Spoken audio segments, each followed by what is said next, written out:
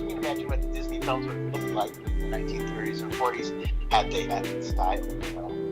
It would have been very different, because the artists, especially in the 30s, from 1927 to 1937, they were growing so fast and developing what became the language of the Hollywood cartoon within 10 years.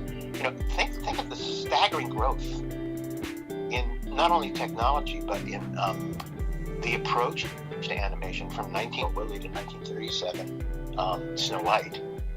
It's astounding. With very little technology too.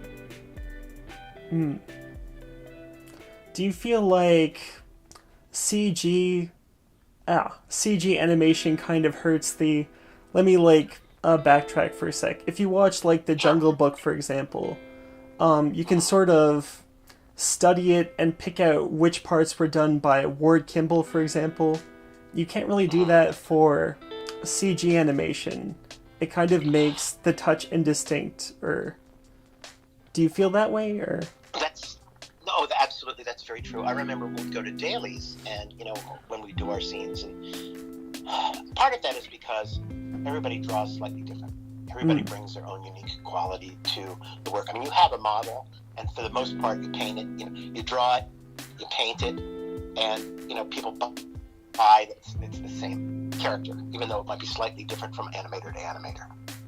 But it was, there was an endeavor to make it look like one hand, even though the creativity was very different from different artists.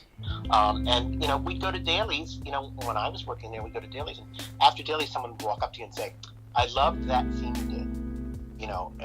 I saw you in that scene you did." And even though I was drawing Bernard from Rescuers Down Under, my personality came through in the drawing, and I could see in the other artists, not just beyond just their style of drawing.